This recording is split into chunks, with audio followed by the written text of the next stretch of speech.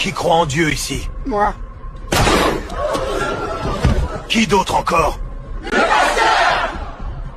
Non, pas moi. Sortez les armes, un peu sortez les armes, sortez les...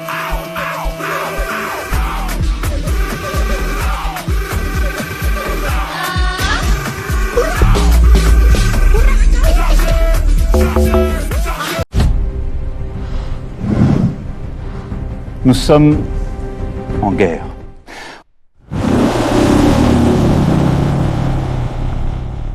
On raconte parfois l'histoire comme si la justice était venue, du ciel ou des mers, comme si les peuples de Kemet avaient attendu des envahisseurs ou des révélations étrangères pour apprendre l'ordre et l'équité. Mais l'histoire dit autre chose. Bien avant les conquêtes grecques, bien avant Rome, bien avant l'émergence de l'islam au 7e siècle, Kemet portait déjà une conception profonde de la justice. Cette justice portait un nom, Maat. Maat n'était pas seulement une déesse. Elle incarnait l'équilibre du monde, la vérité, la justesse et l'ordre cosmique. Elle représentait l'harmonie entre les humains, la nature et le cosmos. À Kemet, gouverner signifiait maintenir Maat. Rendre la justice n'était pas imposer la terreur. C'était restaurer l'équilibre rompu. Cette tradition est attestée depuis l'Ancien Empire, plus de 2000 ans avant notre ère. À une époque où nombre de civilisations méditerranéennes n'existaient pas encore, ils possédaient déjà une administration et des codes sophistiqués. Des siècles plus tard, même les observateurs grecs en furent remarqués. Vers 450 avant notre ère, Hérodote visite l'Égypte. Il décrit un peuple d'une discipline exceptionnelle, aux coutumes ordonnées, profondément structurées. Puis vient Hécatée d'Abdère, vers 300 avant notre ère. Il présente l'Égypte comme un modèle d'organisation rationnelle et de sagesse.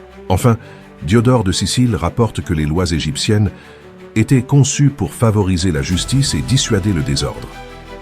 Il décrit un système juridique singulier concernant le vol. Non pas une logique de mutilation, mais un mécanisme de restitution. Les travaux forcés et les châtiments corporels s'y installent tardivement suite aux différentes agressions d'envahisseurs barbares. Cela ne signifie pas que Kemet était une utopie, mais les habitants connaissaient déjà la justice. Ils n'avaient pas à l'apprendre. Plus tard, d'autres systèmes émergeront. Parmi eux, le droit islamique. Le Coran prescrit pour le vol une sanction corporelle. Cette prescription a fait l'objet au fil des siècles d'interprétations, de conditions strictes et de débats. L'histoire n'est jamais simple. Le véritable enjeu est de rétablir une mémoire effacée. Comprendre que les nouvelles religions n'ont pas découvert un désert moral. Elles ont rencontré des civilisations déjà porteuses de pensées juridiques, d'éthique et de philosophie. Les envahisseurs s'en sont inspirés pour construire leur propre mythe fondateur. Sur la terre des dieux primordiaux, Kemet n'attendait pas qu'on lui enseigne la justice. Kemet l'avait déjà pensée, inscrite dans la pierre, portée par Maat, transmise par les scribes, protégée par ceux qui savaient que sans justice, aucun royaume ne dure. Se souvenir de cela, ce n'est pas réécrire l'histoire. C'est cesser de croire que la lumière venait toujours d'ailleurs. Une terre de justice aurait-elle besoin de la paix des religions venues avec l'épée? Sorry. Dieu créa l'homme noir et l'homme noir créa le style.